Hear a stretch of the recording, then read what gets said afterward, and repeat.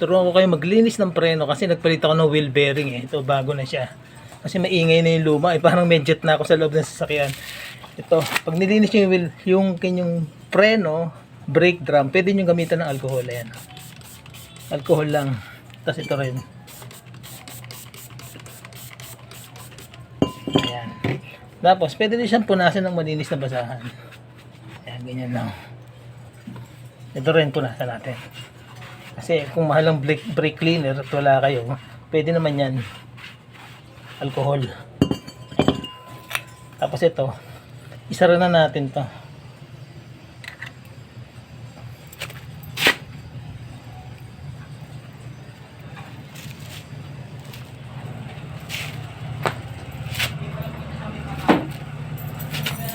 Gamitin nyo lang konti ng hammer.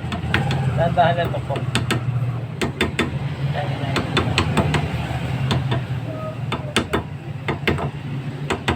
Yan. Dahan-dahan lang. Yan. Pagkasarado na, pwede nyo lang ilagay itong cover ng brake drum. Yan. Pansin niyo ikot. Tapos ikabit na natin tong gulong.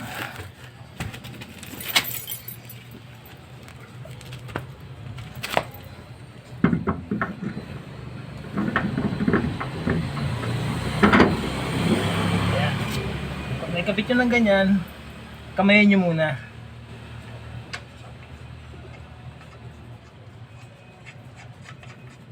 Ayan, clockwise na siya, pahigpit na eh.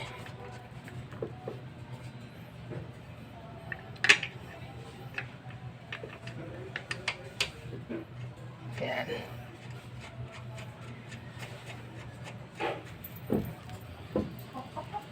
Ganyan nyo muna, ayan. Kasi minsan pagka ginamitan nyo ng impact drive agad, nalulost thread. Kasi minsan hindi pantay yung ikot niya, hindi nakakama.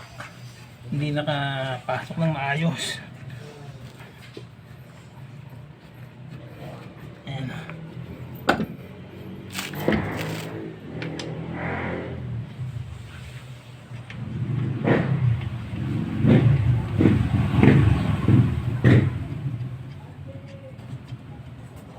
Ayan.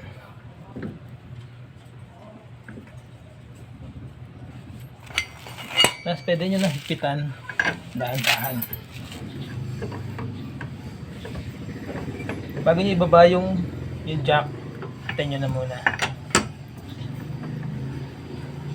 Ayan, higpitan nyo muna ng ganyan para hindi ma... Ayan.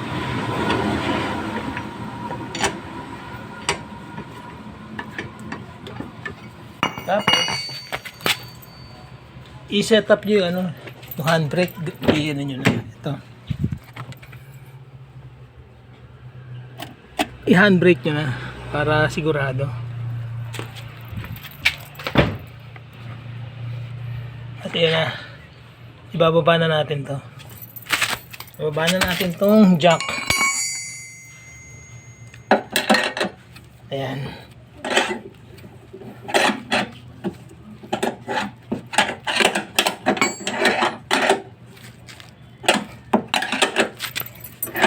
Actually, ganyan yan eh. Turo ko sa inyo. Yung proper way. Ito yan eh. Ayan.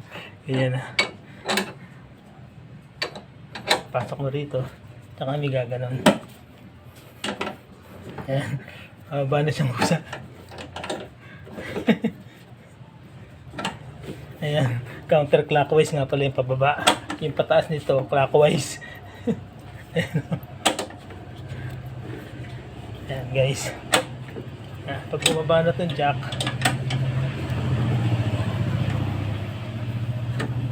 ganyan ang proper na paggamit yan.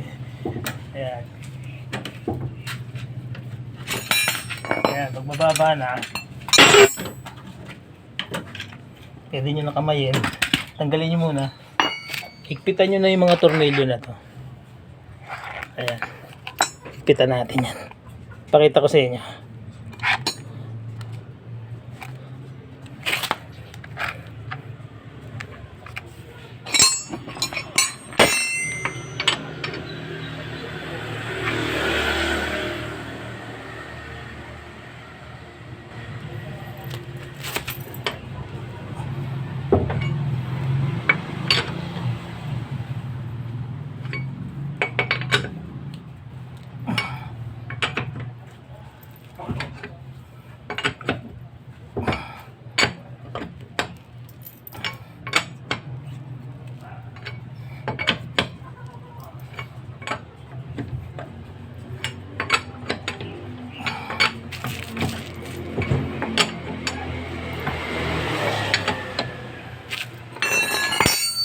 Ganito lang gawin yung paghigpit, oh.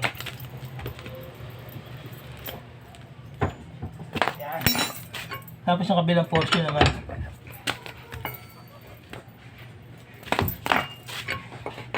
Tapos ito. Kasi gulong to eh. Kailangan mahigpit to. Yan. Tapos konti pa. Para sigurado.